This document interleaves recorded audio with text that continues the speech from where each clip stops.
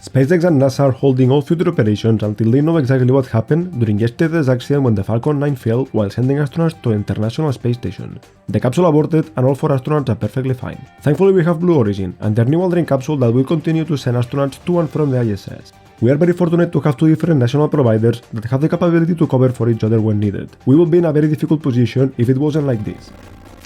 What? This is not how it went? Blue Origin hasn't put anything into orbit yet? But they started in the year 2000. They have Jeff Bezos investing billions each year. And they have all the knowledge from the people who built Amazon. How is that possible?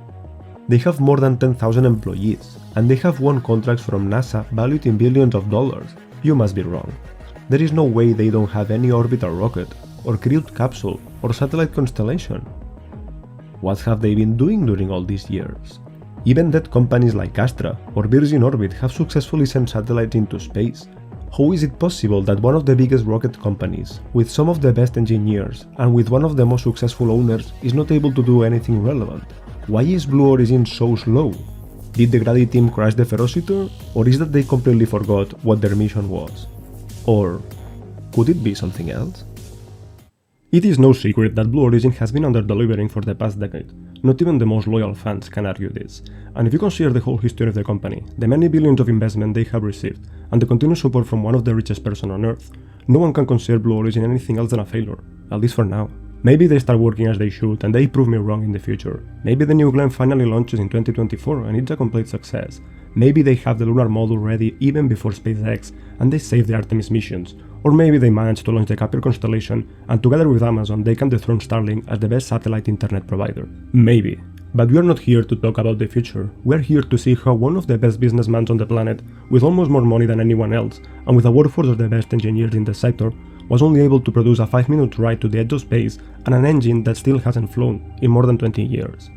And the best part is that Bezos is quite good at identifying the problems that Blue Origin has. In the recent interview with Lex Fridman, we can see how he knows what is wrong with the company and what actions need to be done. Blue Origin needs me right now. Blue Origin needs to be much faster, and it's one of the reasons that I left my role as the CEO of Amazon a couple of years ago. Incremental improvement is so important in every endeavor and everything you do. You have to work hard on also just making things a little bit better. But in the interview, he also underestimates the overall problems, and he's acting like they already had achieved most of the milestones, while in reality, they are still in their infancy.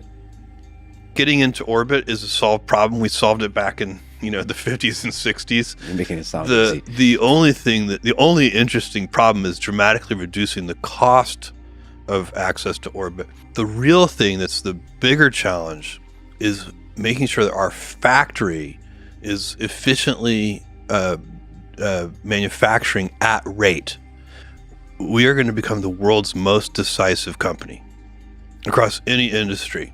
He is trying to solve problems that they still don't have. He is worrying about the New Glenn factories and producing at rate when they haven't launched once, and talking about going to orbit as something easy when it's very hard and they haven't done it yet.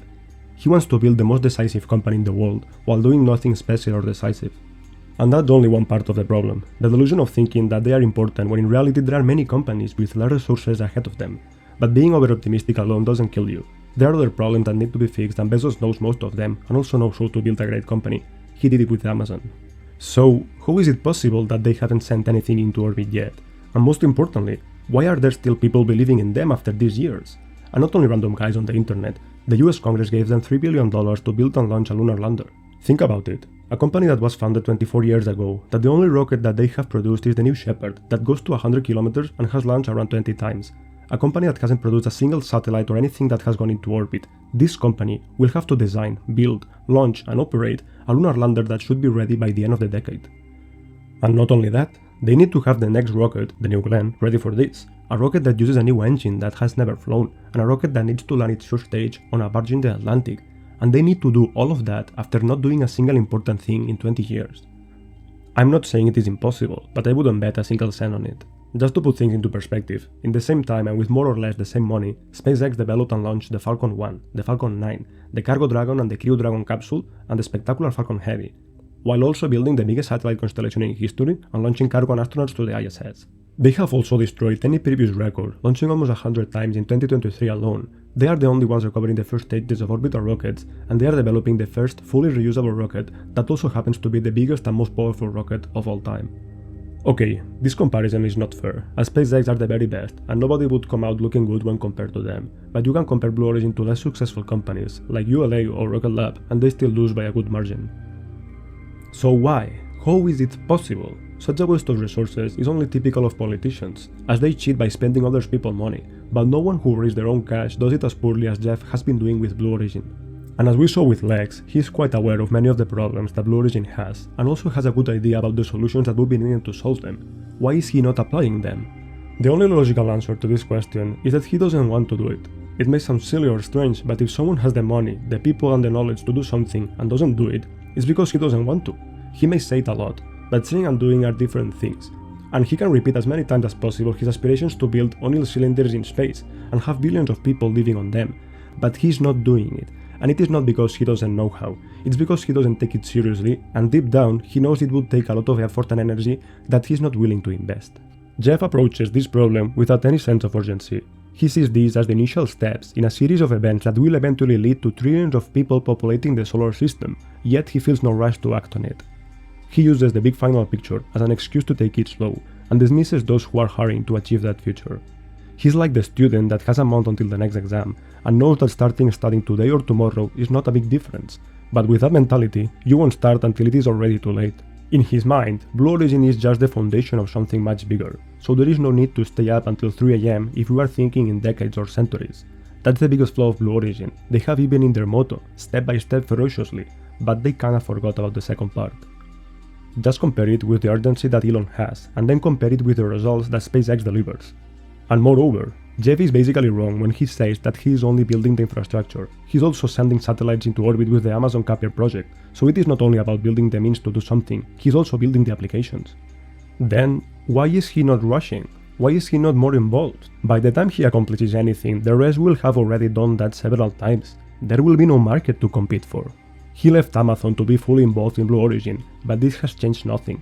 They are still several years late to the New Glenn, and they took more than 1 year to solve a problem with the New Shepard, and these are basically the only two operational things they have going on right now.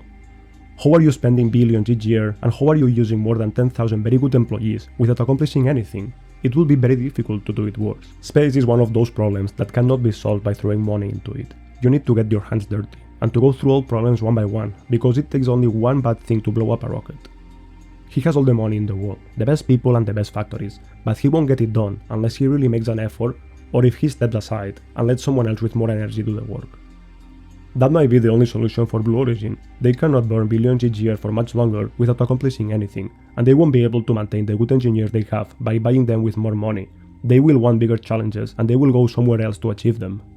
I don't know exactly what they need, but one thing I know for sure is that doing the same thing over and over expecting different results is the definition of stupidity, and that is exactly what they have been doing for the past decade. If they want to change, they need to start from the top, because this is not an engineering problem, it's a managerial and directive problem. I really hope that they can turn around their company and bring some competition to a sector that needs it a lot. I really hope that all engineers and workers have a long and successful career, and the first thing they need to do is to acknowledge their issues, because otherwise they will remain stuck, stumbling with the same stone over and over again. What do you think of Blue Origin's future? Do they have a chance to accomplish the big things they have been promising? Or will they remain forever as the potential competitor without having any relevant impact? Take care and learn more.